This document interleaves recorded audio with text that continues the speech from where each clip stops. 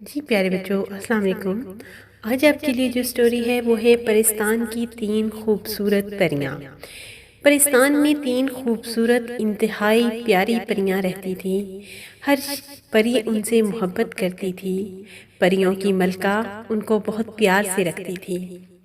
وہ تینوں پریاں دل کی اتنی اچھی تھیں کہ جب کسی کو ان سے کام کی ضرورت پڑتی تو وہ بھاگ کر ان کا کام کرتی تھی۔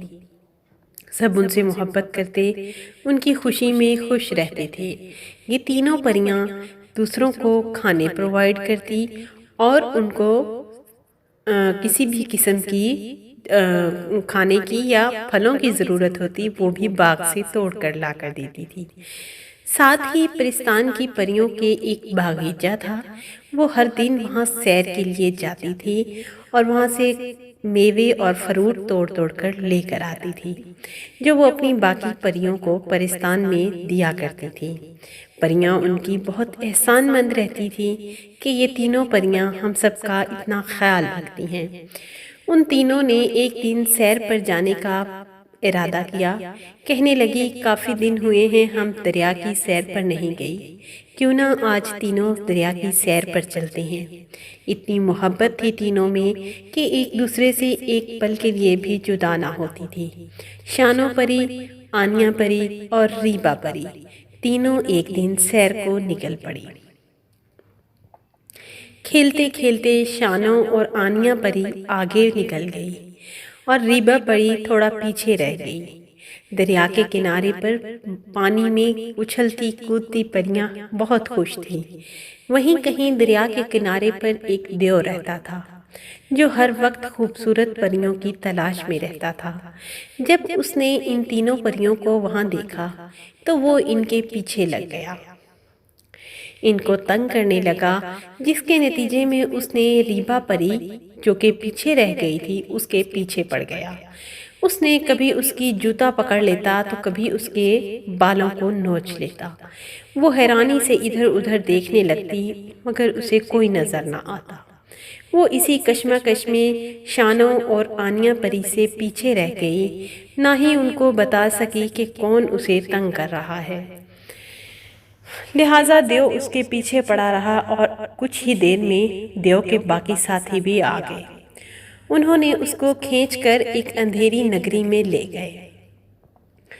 شانو اور آنیا پری جب کھیلتے کھیلتے ادھر ادھر دیکھنے لگی تو انہیں یاد آیا کہ ہماری تیسری سہیلی ہم سے کہیں جدا ہو گئی ہے۔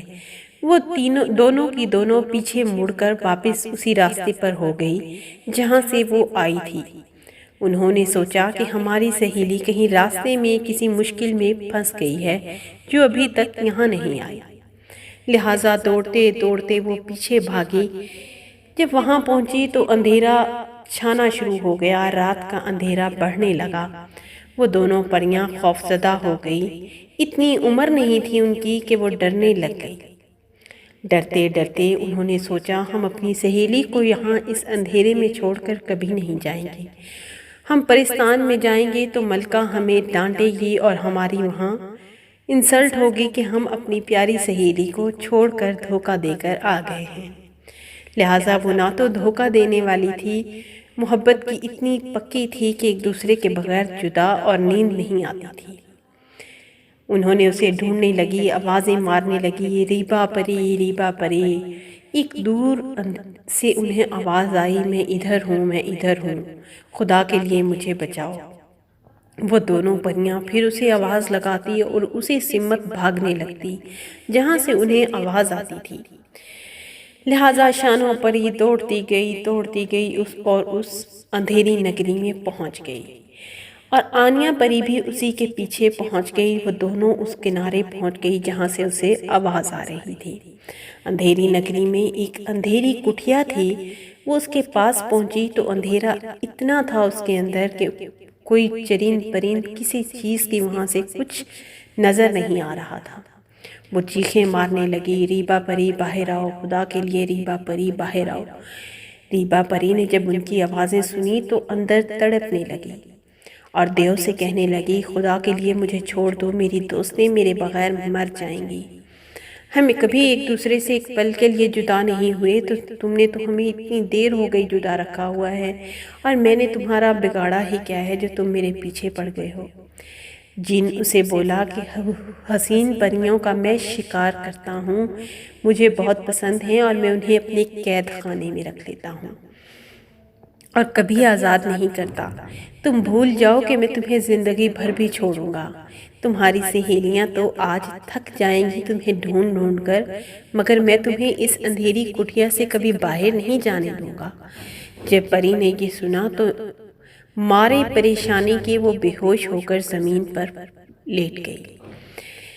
دیو ہنسنے لگا، کھلکھلانے لگا۔ اس کی کھلکھلاہٹ کی اور ہنسی کہہ کے باہر آنے لگے جو شانو اور آنیا پری نے سنے تو پریشانی سے ان کے ہوش اڑ گئے کہ یہ کون انسان ہے، کون ہے جو اتنی بری طرح سے ہنس رہا ہے۔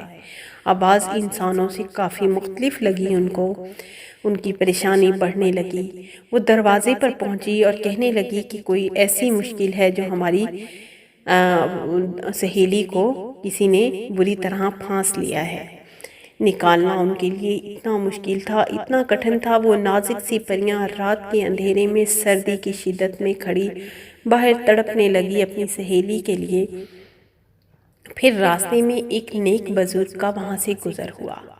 وہ دوڑی دوڑی اس کے پاس گئی اور کہنے لگی، اے بابا، ہمیں آج تیری مدد کی ضرورت ہے۔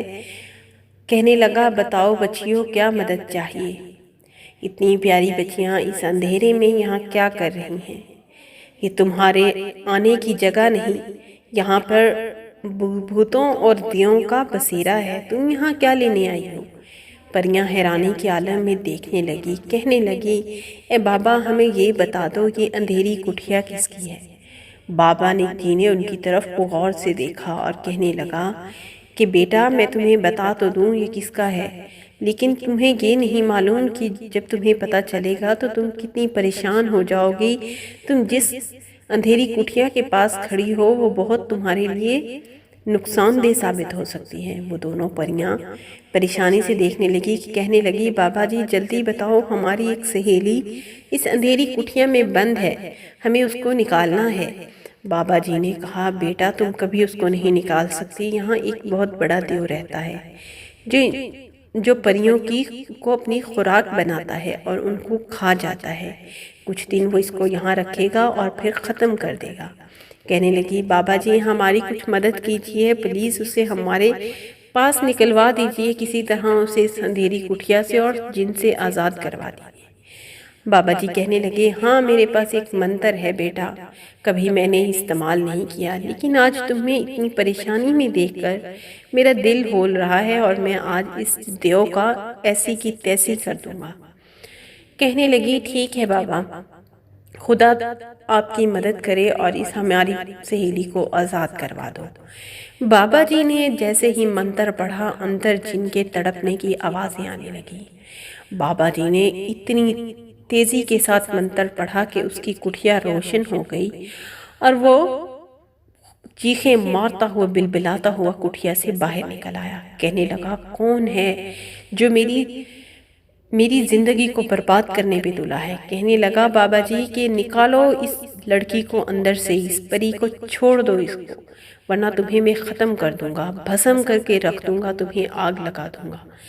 جن نے جب اس کی باتیں سنی، وہ اندر سے تڑپ رہا تھا، اس نے فوراً سے پری کو اٹھا کر اپنے ہاتھوں سے باہر پھینک کر مارا۔ جیسے ہی اس نے پری کو باہر پھینکا، پری کی چیخیں نکل گئی، وہ بے ہوشی سے باہر نکل آئی اور تڑپنے لگی۔ دونوں دوستیں بھاگتی ہوئی اس کے پاس پہنچی اور اسے اٹھا کر سیدھا کیا۔ اتنے میں بابا جی نے کہا کہ بیٹا، اس کو لے کر یہاں سے بھاگ جاؤ، اس سے پہلے کہ وہ تمہارے پیچھے دوبارہ لگ جائے۔